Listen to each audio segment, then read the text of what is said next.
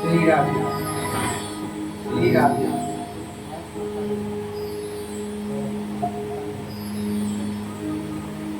श्री राधे श्री राधे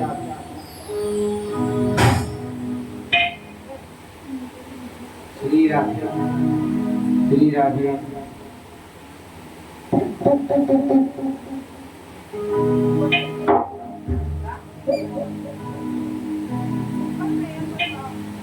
श्री राधे। एक बार प्रेम से बोलिए भक्त वत्सल भगवान की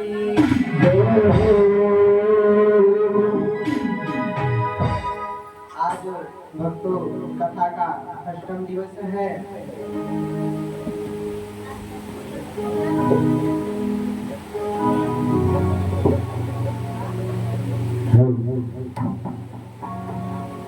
श्री राधे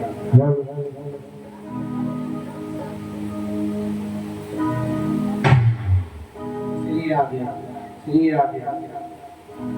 भक्तों आज कथा का अष्टम दिवस है और आज का बहुत ही अद्भुत प्रसंग है।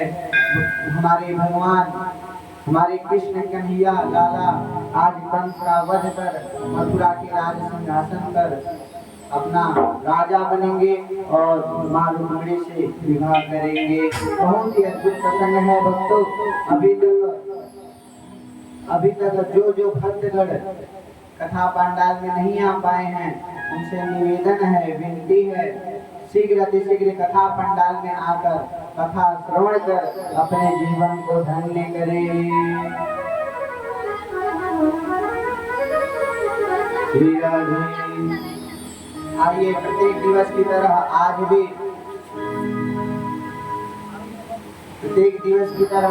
भी मंगलाचरण कर कथा की तरफ हम लोग बढ़ेंगे। तो आप लोग हमारे साथ हाथ जोड़ के भगवान का ध्यान करिए।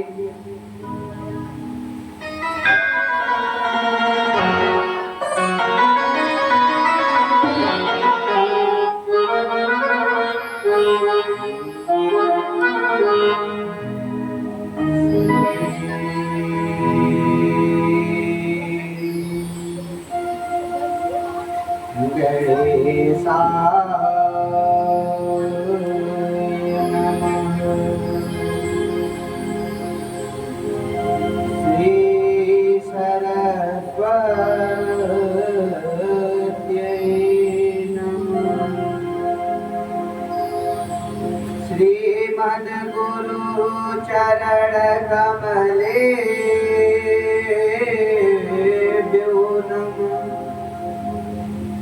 ओम नमः परमहंसाय स्वादित चरण करंदाय भक्त जन मानस निवासाय श्री कृष्णाय वयं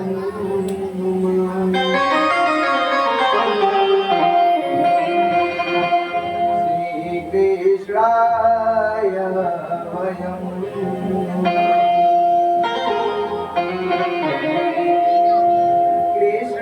त्वदीय पद पंकज पंजरान्ते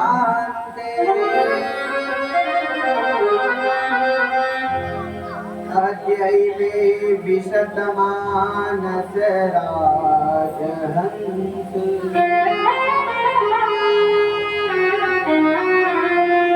प्राण प्रयाण समय कपवात पीत्यै कन्नावरुधं विधो असमरणं कृतस्य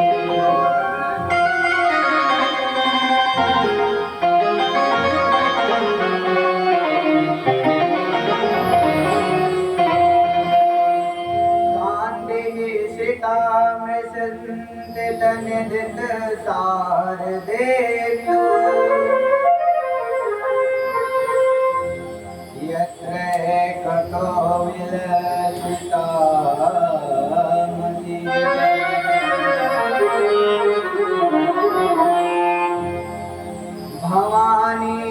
शङ्करो वन्दे श्रद्धा विश्वासरूपिणो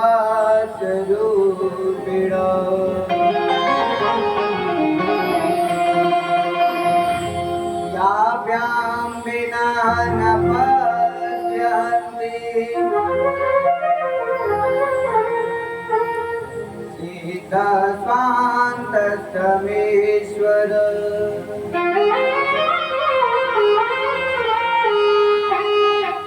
भक्त भक्ति भगवत गुरु चतुर नाम वपुए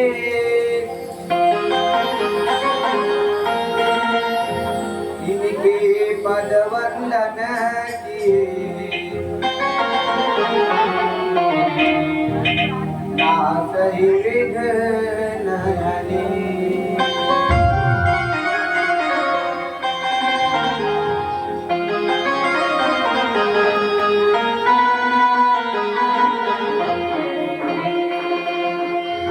गुरुर्ब्रह्मा गुरुर्विष्णु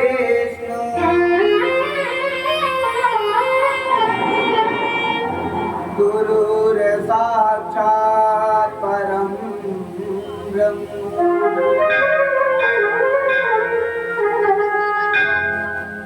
तस्मै श्री गुरुवे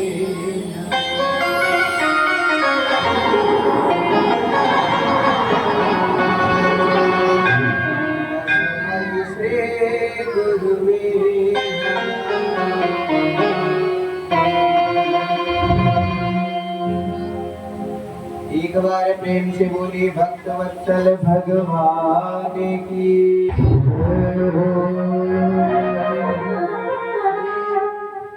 श्री वृंदावन बिहारी लाल की श्री राधा रानी सरकार की श्री सद्गुरुदेव भगवान की अनंत बलवंत हनुमंत लाल की जय जय श्री राम जय जय श्री राम।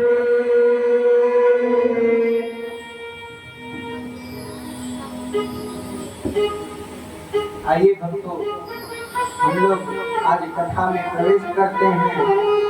प्रत्येक दिवस की तरह आज भी कथा में प्रवेश करने के पश्चात एक भगवान के नाम का संकीर्तन करते हैं, छोटा सा संकीर्तन करते हैं, फिर कथा की तरफ बढ़ेंगे। राधे राधे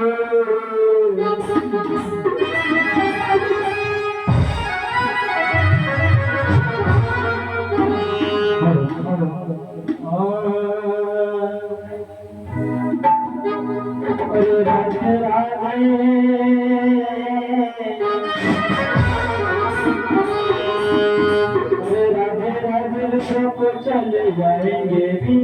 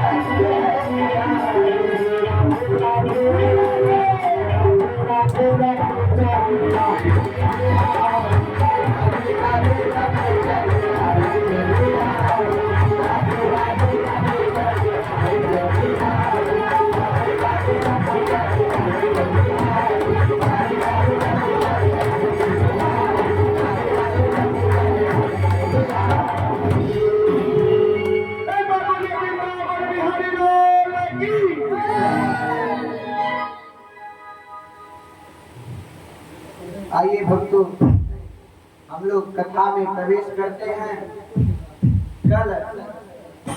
कल बहुत ही अद्भुत कथा चली थी, बहुत ही अद्भुत लीला चली थी भगवान की।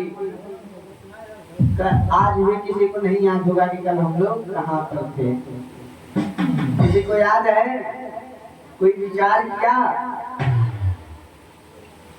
कल सुंदर सी भगवान की लीलाएं का हमने वर्णन किया। हम लोग ने भगवान की लीलाओं का दर्शन किया और अब फिर भगवान बड़े हो गए हैं। अब बलदाऊ भैया का विवाह हुआ। रेवत राजा की पुत्री रेवती से बलदाऊ भैया का विवाह हो गया। अब ठाकुर जी की पारी आ गई। अब नंबर में लग गए ठाकुर जी। तो एक समय की बात है, जब कंस अपने सभी राक्षसों को भेजता था तो भगवान से पराजय होकर के वापस चले आते थे, मृत्यु मार दिया करते थे भगवान। तो उसने सोचा कि अब किसी भी तरह मुझे अपने काल को मारना पड़ेगा। तो उसे ये नहीं पता था कि भगवान कृष्ण ही उसके काल है। तब नारद मुनि आ गए। नारद मुनि आ गए और कंस के पास गए। कंस के पास जाते ही कंस बोला, अरे मुनिवर आप आए, कैसे आपका आना हुआ? दंडवत प्रणाम किया, फिर स्तुति की, फिर महाराज जी आए, कुछ बात वार्तालाप किया। फिर नारद मुनि बता रहे हैं कि जिसे तुम कन्हैया बोल रहे हो, लाला बोल रहे हो, वो और कोई नहीं है, तुम्हारा काल वही है। देवकी का 8वां गर्भ वो कन्हैया ही है। अब इतना सुन के कंस क्रोधित हो गया। फिर बोला, ये वासुदेव सुन, क्या तूने मेरे साथ छल किया है? क्या तूने मेरे साथ छल किया है? वासुदेव बोले, नहीं महाराज, मैंने कैसा आपके साथ छल कर दिया?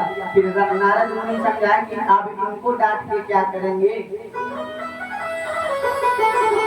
अब किसी तरह उस कन्हैया को, कृष्ण को आप मारिए, अपने काल को मारिए, युद्ध में पराजय करिए। अब इतना सुन के वो सोचने लगा क्या करे।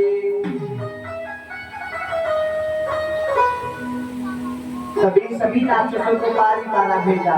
कोई बैल बन के जा रहा है, कोई घोड़ा बन के जा रहा है। भगवान सबको मार दे रहे हैं। फिर जब थक गया, हार गया, तो बोला अब कोई नहीं जाएगा, अब वो स्वयं यहाँ पर आएगा। अब अक्रूर जी को बुलाया गया। अक्रूर जी आए, अब उन्हें समझाया, सब बात बताई। फिर बोले, ए मित्र सुनो, तुम्हें किसी भी तरह कन्हैया को, कृष्ण को यहाँ पर मथुरा में लेकर के आना है। जाके कृष्ण से बोलो कि मथुरा में मेला लगा है और महाराज जी ने आपको बुलाया है, मेरा रथ लेके जाओ। अब इतना सुन के अक्रूर जी निकल गए। फिर मन में सोच रहे हैं कि मैंने ऐसा कौन सा पुण्य किया, मैंने ऐसा कौन सा पुण्य किया है, मुझे वृंदावन जाना पड़ा, वृंदावन जैसी नगरी में मुझे जाना पड़ा। यही सोच के जा रहे हैं। और फिर क्या बोल रहे हैं, निषाद मसी मंदर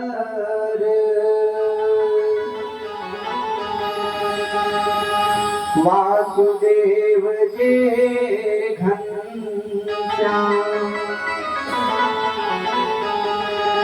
मन में सोचते हुए जा रहे हैं कि वो कृष्ण, वो बालक इनका काल कैसे हो सकता है। ये सोचते सोचते वो वृंदावन पहुंच गए। अब गए वृंदावन, बलदाऊ भैया और कृष्ण कन्हैया बाहर द्वार पे गैया को चराने ले जाने वाले थे। तब तक अक्रूर जी आ गए और अक्रूर जी को आते हुए देखकर दोनों भाई दौड़ते हुए गए, अरे चाचा आ गए, चाचा आ गए। उनको गए दंडवत प्रणाम किया, उसके बाद आदर से सम्मान से घर में ले गए और बैठाए।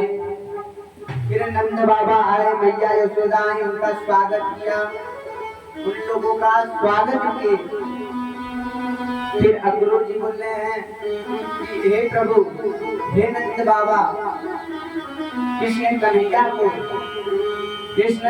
कन्हैया को महाराज ने बुलाया है मथुरा का मेला घुमाने के लिए। वो इनका बहुत ही नाम सुने हैं, बहुत ही सुने हैं कि ये लीला करते हैं।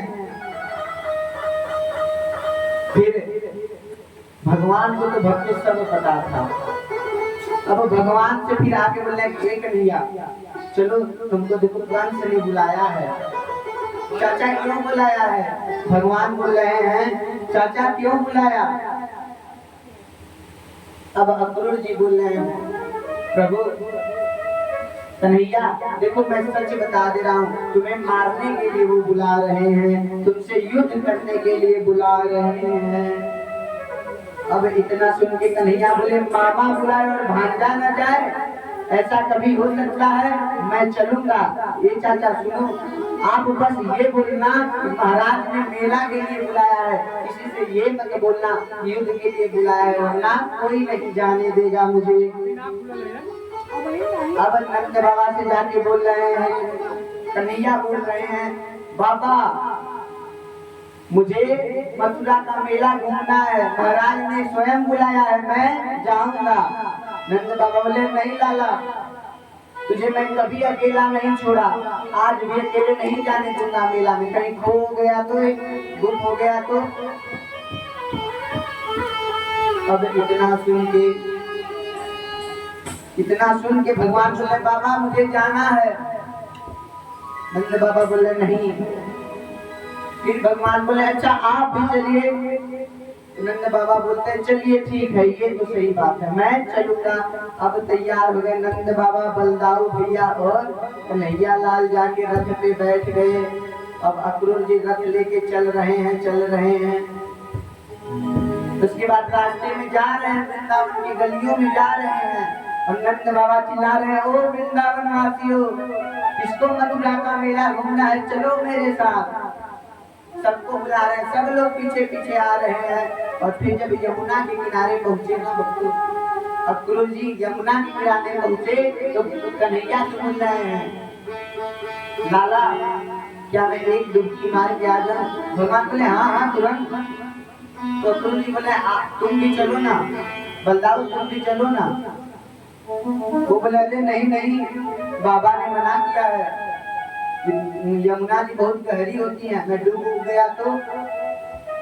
इतना सुन के अक्रूर जी चले गए नहाने। और जब नहाने गए पहली डुबकी मारी अंदर ही है, तभी देखा कि भगवान कृष्ण कन्हैया स्नान कर रहे हैं। अब इतना देख के वो सोचे कि अरे ये अभी डर रहा था, ये बालक अभी डर रहा था, तब तक स्नान करने कैसे आ गया? अब फिर जब बाहर आए पानी से तो देखा रथ में बैठ के भगवान स्नान कर रहे हैं।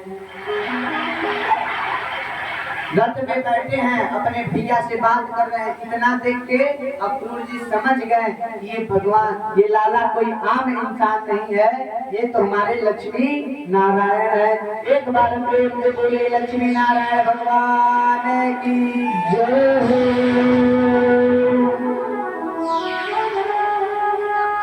अब इतना सुन के समझ गए।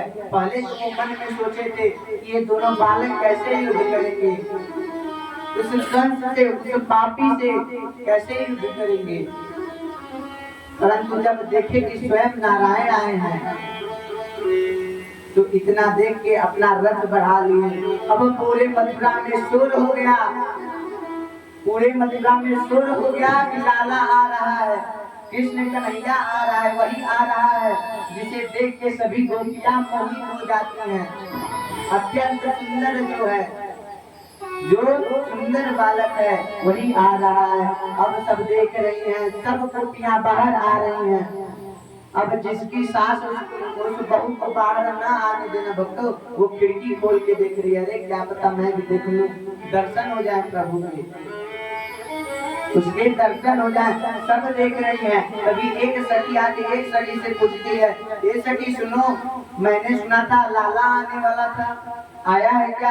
अरे हाँ हाँ, कहाँ पे थी तू? अभी तो गए हैं, दौड़ दौड़ दौड़ देखिए कि अभी अगली गली में होंगे। अब वो दौड़ती हुई गई और प्रभु के दर्शन किए। और फिर करते करते भगवान शाम होते होते, अंधेरा नहीं हुआ था भक्तों, शाम होते होते मथुरा पहुंच गए। अब मथुरा पहुंचे, पहले तो द्वारपाल जो थे उनसे भगवान का युद्ध हो गया। उतरते ही युद्ध हो गया। कंस ने लगाया था, बोला था कि अगर कृष्ण कन्हैया आए तो सबसे पहले तुम उस पे आक्रमण कर देना। अभी युद्ध हुआ और एक को उठा के भगवान जैसे एक पड़ाका मारे, उसका मुंडी निकल के एक तरफ फेंका गया और वो वहीं पे खत्म हो गया। और एक तरफ एक को बलदाऊ भैया उठाकर पटक दिए, वो वहीं खत्म हो गया भक्तों। फिर आगे बढ़े, कुछ आगे बढ़े तो फिर दो को मिल गए। इस बार सैनिक नहीं थे, दो राक्षस थे। उन दोनों का ना दांत हाथी की तरह निकला था ऐसे। अब भगवान बोले कि अभी तो दो को मारे, तुम भी आ गए, मरना चाहते हो क्या? अब वो बोले हमारे महाराज का आदेश है, तुम आपको मारना है, तुम्हें मारना है और मैं मारूंगा। इतना बोल के भगवान बोले कि युद्ध करेगा, आओ। अब एक को भगवान पकड़े और एक को बलदाऊ भैया, दोनों लोग उन दोनों का दोनों दांत हाथ से पकड़कर ले उठाकर पकड़े और दांत बाहर आ गया उन लोग के हाथ में और वो वहीं खत्म हो गए। फिर बलदाऊ भैया बोल रहे, देख रहे हो लाला, एंट्री करते ही, प्रवेश करते ही दुष्ट सैनिक मिल गए युद्ध करने के लिए। तो भगवान बोलते हैं, भैया मुझे ये पता था, मुझे ये बात पता था, अक्रूर जी ने बता दी थी कि कंस मामा ना कोई मेला उला घुमाने के लिए नहीं बुलाए हैं, हमसे युद्ध करने के लिए बुलाए थे हमें।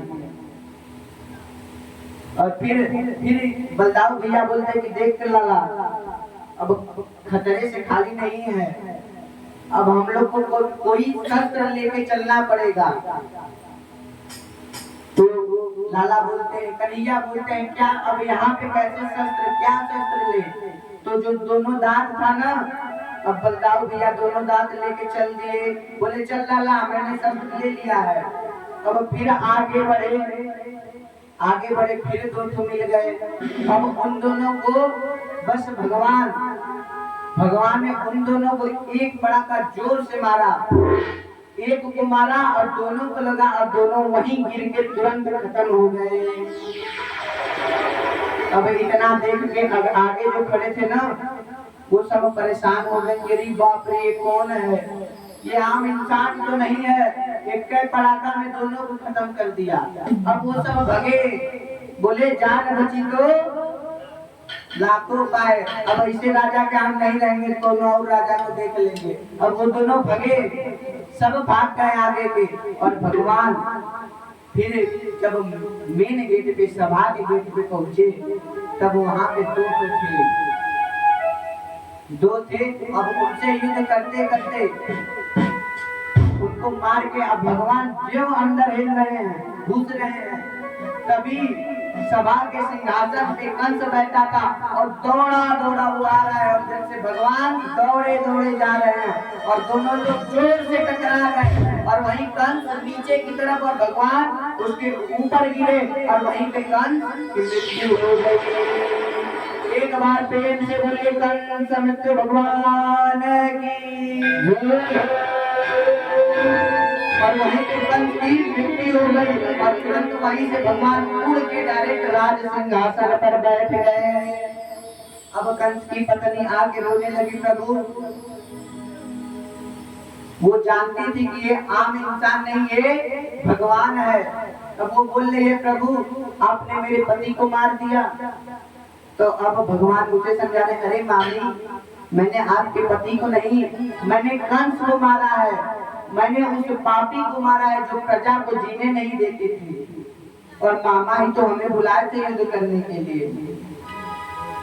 और भक्तों यहाँ पर कंस का वध हो जाता है। और फिर नंद बाबा से लाला बोलते हैं कि आप चलिए, मैं यहाँ पे कुछ काम है वो करके पुनः वृंदावन लौटूंगा। अब फिर वासुदेव और देवकी जी को जेल से बाहर किया, उसको वस्त्र अलंकार दिया, स्नान कराया, उनका सब संस्कार कराया और उन्हें पुनः गद्दी पे बैठाया।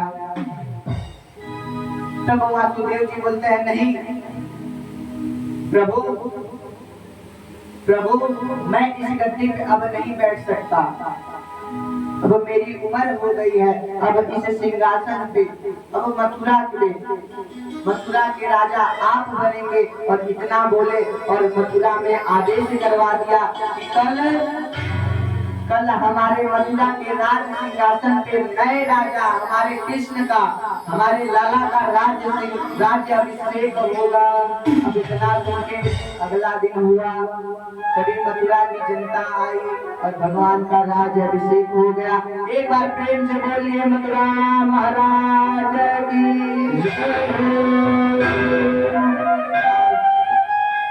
और भक्तों हमारे कृष्ण कन्हैया का राजा अभिषेक हो गया और मथुरा के राजा बन गए।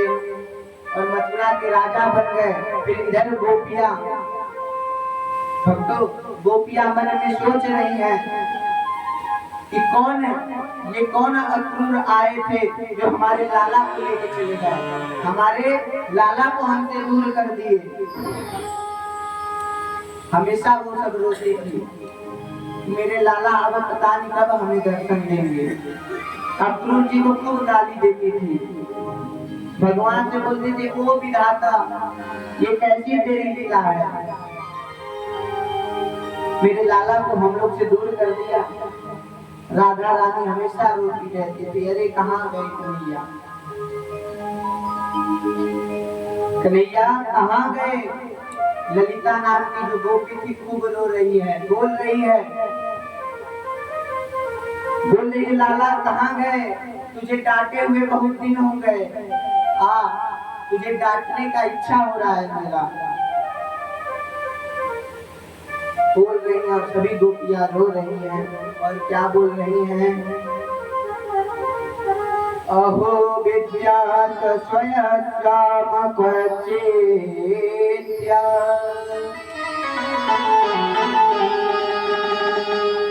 सयो मृत्यो देव प्रबल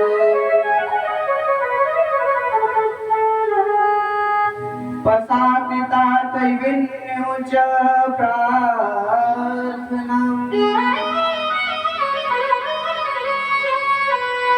विव्रेम च कम्तेल भवनम्।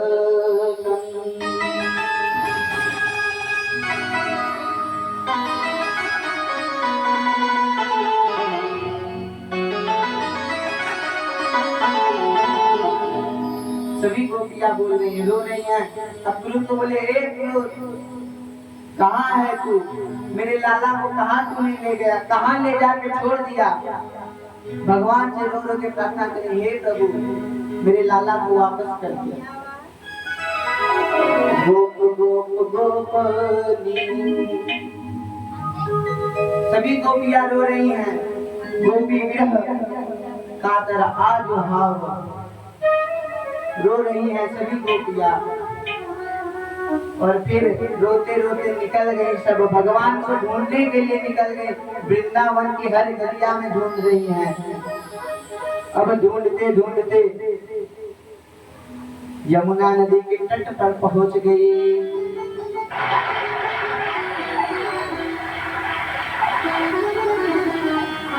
यमुना नदी के तट पर पहुंच गई और वहां पर तुलसी जी का ना वृक्ष लगा था। अब जाके तुलसी से एक सखी पूछ रहे, हे तुलसी सुन, क्या तूने मेरे लाला को देखा है, मेरे कन्हैया को देखा है तूने? तो एक सखी बोली, अरे इससे क्या पूछ रही हो, ये तो हम लोग की खुद सौतन है। अब ऐसा वो सखी क्यों बोली? क्योंकि तुलसी जी भगवान की पत्नी है, भक्तों विष्णु जी की पत्नी है। भक्तों फिर सभी गोपियां रो रही हैं। तभी भगवान से फिर वही यमुना तट पे प्रार्थना करें, हे नारायण, हे जगत पिता, हे परमेश्वर, आपने मेरे लाला को कहाँ भेज दिया? एक बार प्रभु, एक बार दर्शन करा दीजिए। अब भगवान वहां पे प्रकट हो गए। भगवान ने भक्तों बोले थे कि हमें गोपियां जब याद करेंगी, मैं कितनी भी मुसीबत में रहूं, कितना भी बिजी रहूं, कहीं भी रहूं, मैं दौड़ा दौड़ा आऊंगा। अब भगवान वहां पे प्रकट हो गए यमुना नदी के तट पर, और भगवान को देखकर सभी गोपियां खुश हो गई। राधा जी दौड़ी दौड़ी गई, कृष्ण प्रभु आप कहाँ चले गए थे? एक सखी जाके बोले, रे प्रभु कहाँ चले गए? एक गाल पकड़ रही है, अरे प्रभु कुछ आपको हुआ तो नहीं है ना? आप ठीक है ना? ऊपर नीचे देख रही हैं, सब पारी पारा छू रही हैं। फिर रास रचने लगी, अब सब रास रच रही है भक्तों। और तभी हमारे शिव जी का, शंकर जी का मन हुआ कि मैं भी भगवान के साथ रास रचूंगा, और वो भी गोपी का रूप धारण करके आ गए। और फिर भक्तों शिव जी गोपी बन के और अन्य सभी गोपियों के साथ, राधा रानी के साथ रास रच रहे हैं। तो देखिए भक्तों, आप सबको हमारे साथ भगवान के साथ रास रचना है, तो अपने स्थान पे खड़े होकर सबको नाचते हुए रास रचना है भक्तों। तो खड़े हो जाइए सबको,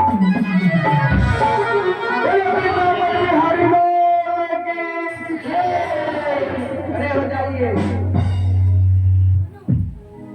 देखिए शर्माना नहीं है, आज तो भगवान की शादी है भक्तों। और फिर भगवान रास रच रहे हैं।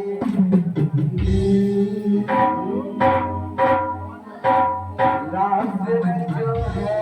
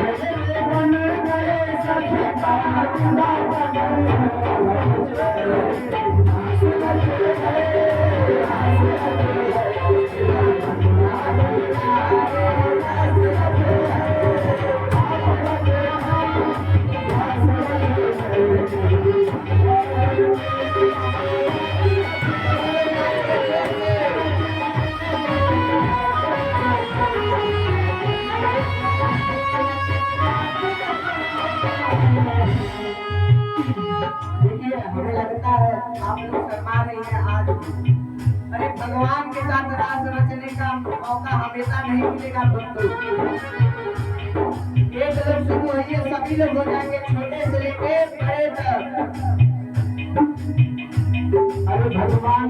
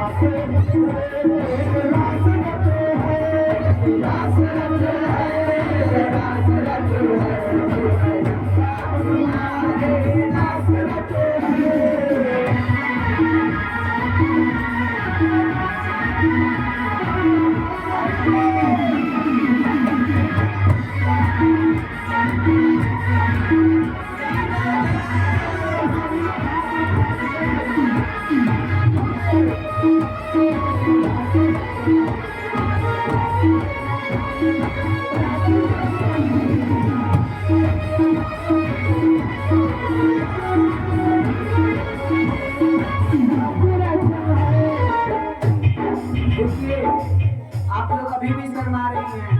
भगवान के सामने नहीं कोई नाचेगा। अब कुछ और पड़ जाए तो सब लोग नाचना शुरू कर देंगे।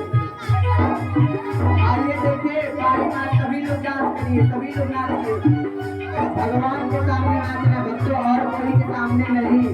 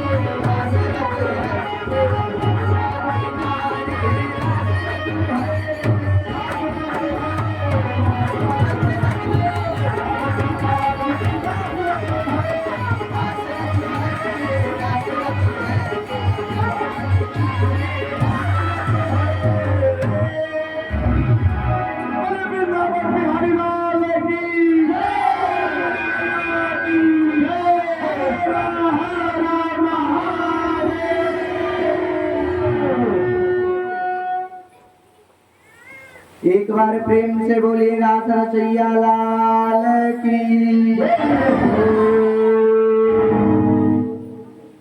सभी भक्तों अपने स्थान पर सुव्यवस्थित होकर को नाचना है भक्तों। तो फिलहाल अपने स्थान पर पुनः सुव्यवस्थित होकर सभी लोग बैठ जाइए, फिर हम लोग कथा की तरफ बढ़ेंगे। शांति पूर्वक सभी लोग अपने स्थान पर बैठ जाए। अपने स्थान पर सभी लोग बैठ जाएं। बच्चों शोर नहीं करना है।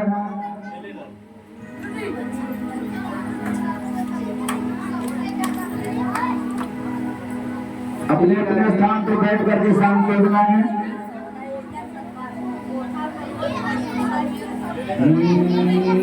श्री राधे। अब भक्तों सभी गोपियां देख के रास रच रही हैं, रास रच रही हैं। और फिर भगवान शंकर आए, रास रचे और नाचे। देखिए भगवान शंकर भी नाचे और आप लोग शर्मा रहे हैं। भगवान शंकर आए, रास रच के वो वापस चले गए और फिर भगवान पुनः मथुरा के लिए लौट गए भक्तों। अब मथुरा के लिए लौट गए। फिर गोपियां कुछ दिन बाद भगवान की बांसुरी नहीं बज रही थी, उसके लिए रो रही हैं। सभी गोपियां रो रही हैं कि लाला तेरी बांसुरी कब हमें मिलेगी सुनने को। फिर भगवान नारायण के मंदिर गई, वहां प्रार्थना पुनः किया उन्होंने पुनः प्रार्थना किया, परंतु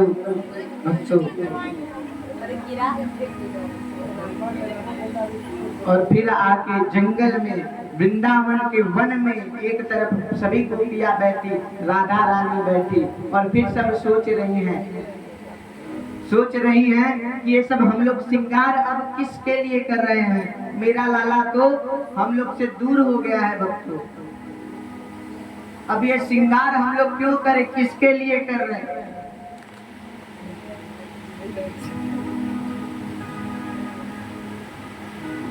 बोल रही हैं कि किसके लिए करें इतने श्रृंगार, हम लोग 16 श्रृंगार हम किसके लिए करें, मेरा लाला तो हमें देख ही नहीं रहा है। इतने फिर क्या, देखिए कितना सुंदर भाव से राधा रानी हमारी किशोरी जी क्या बोल रही हैं हमारे लाला के लिए।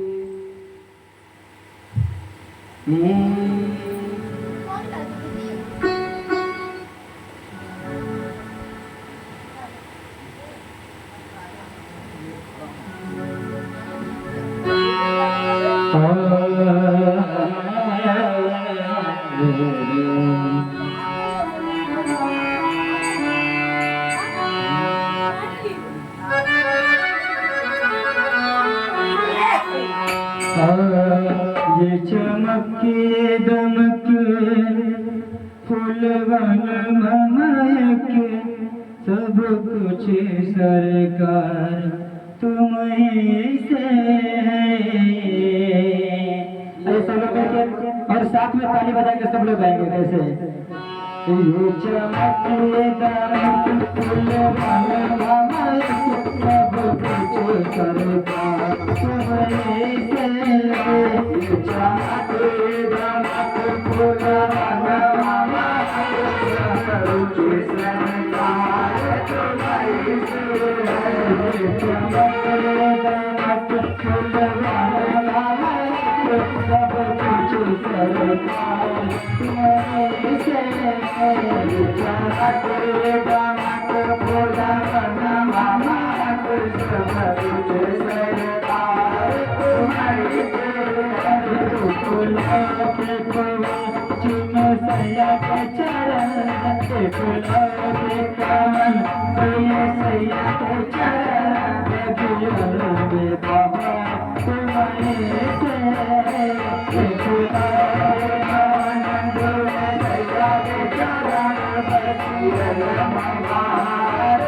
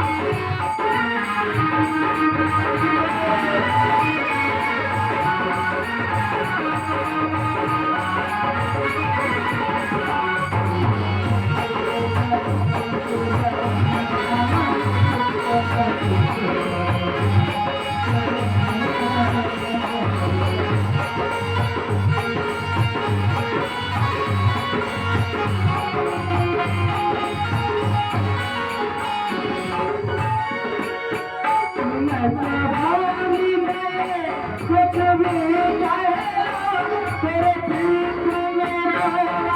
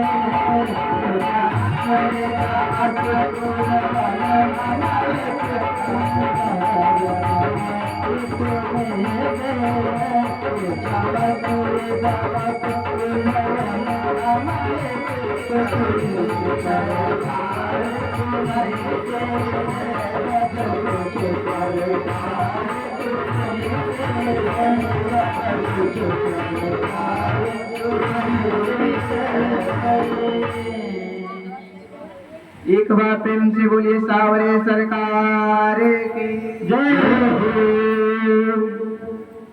और फिर इधर मथुरा में भगवान देखिए भीष्मक राजा की पुत्री, भीष्मक राजा के 5 पुत्र और 1 पुत्री थी और उनकी पुत्री का नाम माता रुक्मिणी था। और माता रुक्मिणी ना हमारे लाला की, हमारे कृष्ण की, हमारे नारायण की बहुत बड़ी भक्त थी। भक्तों बचपन में उसने नारायण भगवान के मंदिर में प्रण ले लिया कि मेरा विवाह तो होगा तो लाला से ही होगा। अब इतना सुनकर वो घर जाके भैया से बोली, भैया अपने बड़े भैया रुक्मी, उनका नाम रुक्मी था, वो बहुत ही दुष्ट था। बड़े भैया से बोले, भैया मेरा विवाह कन्हैया से करा दो ना, लाला से करा दो ना। तो उसके भैया रुक्मी क्या बोल रहे हैं कि अरे कैसे मैं तेरा विवाह कन्हैया से करा दूं, मैं कैसे तेरा विवाह कन्हैया से करा दूं। वो तो उसका न जात पता है न धर्म, वो किसका पुत्र है अभी तक ये ही नहीं पता। वो कोई कहता है नंद बाबा का पुत्र है, कोई कहता है यशोदा मैया का पुत्र है, और कोई कहता है कि वासुदेव का पुत्र है, देवकी का पुत्र है। भक्तों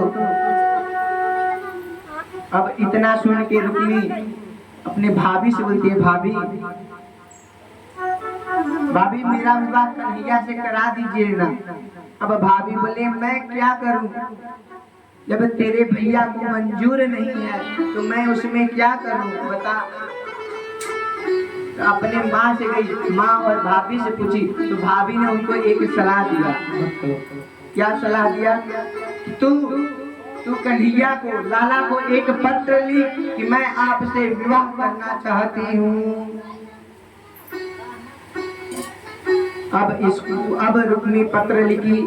पत्र में क्या लिखी थी, 7 श्लोक लिखी थी। और वो 7 श्लोक के पत्र हमारे लाला के पास मथुरा में पहुंच गया। एक ब्राह्मण देव लेके पहुंचे। अब बोल रहे हैं भगवान से, प्रभु महाराज आपका कोई पत्र आया है। हमारे लाला, हमारे भगवान बोल रहे हैं पढ़ो। तब ब्राह्मण देव, वो ब्राह्मण बोल रहा है कि अरे प्रभु ये आपका प्राइवेट पत्र है, मैं कैसे पढ़ूं।